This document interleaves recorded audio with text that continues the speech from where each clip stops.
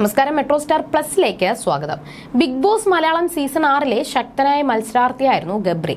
ആദ്യ നാൾ മുതൽക്ക് തന്നെ ബിഗ് ബോസ് വീട്ടിൽ ഏറ്റവും കൂടുതൽ കണ്ടന്റ് ഉണ്ടാക്കിയിരുന്ന വ്യക്തികളിൽ ഒരാളായിരുന്നു ഗബ്രി.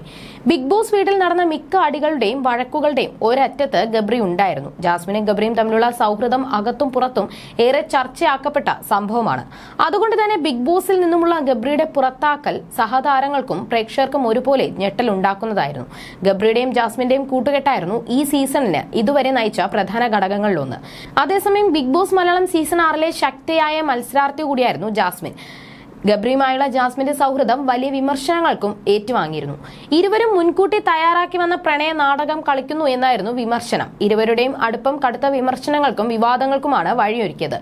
ഇപ്പോഴത്തെ ജാസ്മിനെ കുറിച്ചുള്ള ആര്യയുടെ വാക്കുകൾ ശ്രദ്ധ നേടുകയാണ്. ബിഗ് ബോസ് മലയാളം സീസൺ 2 മത്സരാർത്ഥിയായിരുന്നു ആര്യ. ഓൺലൈൻ മാധ്യമങ്ങളോട് സംസാരിക്കുകയായിരുന്നു ആര്യ. ജാസ്മിൻ ആയിരിക്കുമോ കപ്പ് എന്ന ചോദ്യത്തിന് അറിയില്ല, ചിലപ്പോൾ ആവാം, ആവാതിരിക്കാം എന്നായിരുന്നു ആര്യയുടെ മറുപടി. ജാസ്മിൻ അത്യാവശ്യം സപ്പോർട്ടുണ്ട്. പുറത്തെ ജാസ്മിന്റെ ഇമേജ് മാറി. ജാസ്മിൻ ട്രാക്ക് മാറ്റിയിട്ടുണ്ട്. ഇനി ജാസ്മിൻ കുറെ കൂടി നല്ലതാകും, പോസിറ്റീവായി വരും. സാധ്യതയില്ലാതില്ല, ഫേവറിസം ഉണ്ടാകുമോ എന്നറിയില്ലെന്നും ആര്യ പറയുന്നു.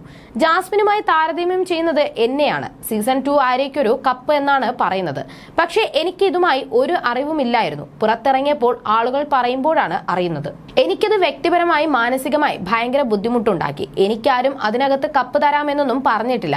എങ്ങനെയാണ് ടെലികാസ്റ്റ് ചെയ്തിരുന്നതെന്ന് ഞാൻ അറിഞ്ഞിരുന്നില്ല. പുറത്തു വന്ന ശേഷമാണ് ഞാൻ പല കാര്യങ്ങളും അറിഞ്ഞതെന്നും ആര്യ പറയുന്നു.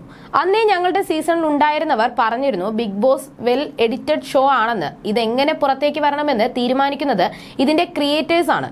ആരെ എങ്ങനെ കാണിക്കണം, ആദ്യം എങ്ങനെ കാണിക്കണം, പിന്നീട് എങ്ങനെ കാണിക്കണം, ഇതെല്ലാം ക്രിയേറ്റേഴ്സിന്റെ കയ്യിലാണ്. ഞങ്ങളുടെ സീസണിൽ 24 മണിക്കൂറും ഉണ്ടായിരുന്നില്ല, ആകെ 1 മണിക്കൂറായിരുന്നു ഉണ്ടായിരുന്നതെന്നും ആര്യ ചൂണ്ടിക്കാണിക്കുന്നു. നല്ല മത്സരാർത്ഥികളൊക്കെ ഇതിനോടകം തന്നെ പുറത്തായല്ലോ. ഇനി അതിനകത്തുള്ളതിൽ ആർക്ക് കപ്പ് കിട്ടിയാലും ഒരു കുഴപ്പവുമില്ല. ഈ ഷോയിൽ പങ്കെടുക്കാതെ പുറത്തുനിന്ന് കണ്ടിരുന്നപ്പോൾ ഭയങ്കര ഇഷ്ടമായിരുന്നു. പങ്കെടുത്തു കഴിഞ്ഞപ്പോൾ ആ ഇഷ്ടം പോയെന്നും ആര്യ പറയുന്നുണ്ട്. ജനങ്ങൾക്ക് ഇഷ്ടം ഉള്ള ആളെ കുറച്ചധികം പ്രോജക്റ്റ് ചെയ്ത് കാണിക്കുന്നുണ്ടാകാം.